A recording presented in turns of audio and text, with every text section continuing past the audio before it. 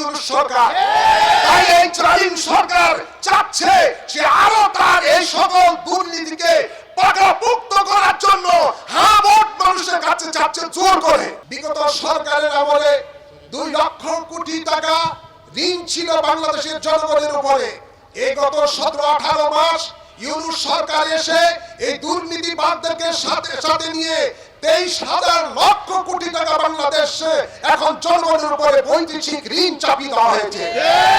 অথচ বাংলাদেশের মধ্যে কোন উন্নয়নের কোন দৃশ্যমান কোন কাজ হয় নাই। বরঞ্চ এই টাকা কোথায় গেল? আজকে ঢাকার শহরের মধ্যে বিভিন্ন বাংলাদেশের মধ্যে দেখতে পাই এলপি গ্যাসের সংকট, মা বোনেরা রান্না করতে পারছে না।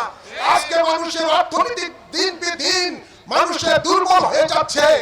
আজকে ব্যাংকের মধ্যে গেলে কয়েকটি ব্যাংক এমন রয়েছে 5,000 টাকা পর্যন্ত গ্রাহককে দিতে পারে নাই। আমার এই টাকায় বাংলাদেশ থেকে এই দুর্নীতিবাজ ইউনূস সরকার পাচার করে দিয়েছে। এই সরকার আমেরিকার দালালের সরকার। আমেরিকা চাচ্ছে এই বাংলাদেশটাকে মধ্যে একটা জঙ্গিবাদ রাষ্ট্র তৈরি করার জন্য। জঙ্গিবাদ রাষ্ট্র তৈরি করলেই আমেরিকার সুযোগ হবে বাংলাদেশের মধ্যে ঘাঁটি বসানোর জন্য।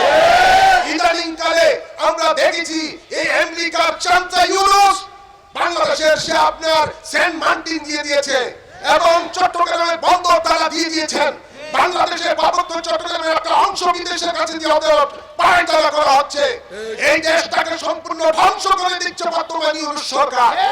তাই এই জালিম সরকার চাচ্ছে যে আরো তার এই সকল দুর্নীতিকে পাকাপোক্ত করার জন্য ভোট মানুষের কাছে চাচ্ছে জোর করে।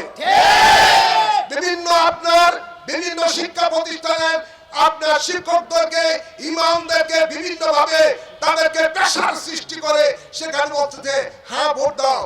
ভোট দিলেই তিনি যত দুর্নীতি করেছেন সব দুর্নীতি জায়েজ করবেন। আমি দেশবাসীকে বলবো আপনাদের বিবেক রয়েছে, আপনার হুজুকে পাগল হবেন না।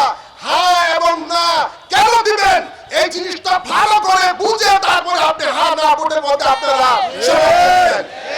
আমরা চাই না 72 সংবিধান পরিবর্তন করে তথাকথিত জঙ্গিবাদীদের আপনার দ্বারা গঠিত 24-এর সেই আপনার নতুন করে যে প্রস্তাবনা কতগুলো রয়েছে সেই আপনার গণভোটের মাধ্যমে সেটা বাঙালি জাতি দেখতে চায় না।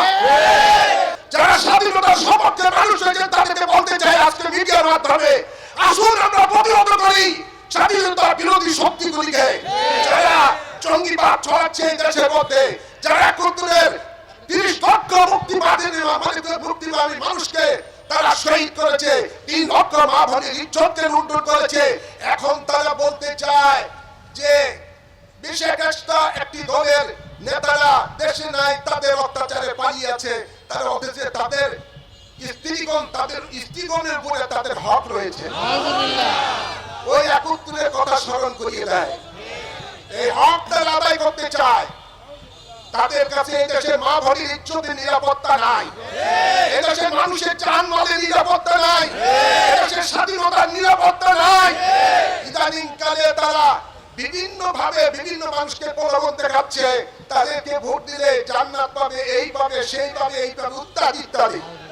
এটা প্রকাশ্য একটা প্রতারণা। এদের এই প্রতারণা থেকে দেশবাসীকে হুঁশিয়ার থাকতে বলছি আমি বিশেষ করে। ওদের ফাঁদে আপনারা পা দিবেন না। মুক্তিযুদ্ধের ইসলামী সংগঠন ইসলামিক ফ্রন্ট বাংলাদেশ, এই বাংলাদেশের প্রতিনিধি বিভিন্ন অঞ্চলে আমরা ইনশাআল্লাহ এই বৃহত্তর সুন্নি জোটের মাধ্যমে আমরা 64টি আমরা আসলে আমাদের প্রার্থী দিয়েছি।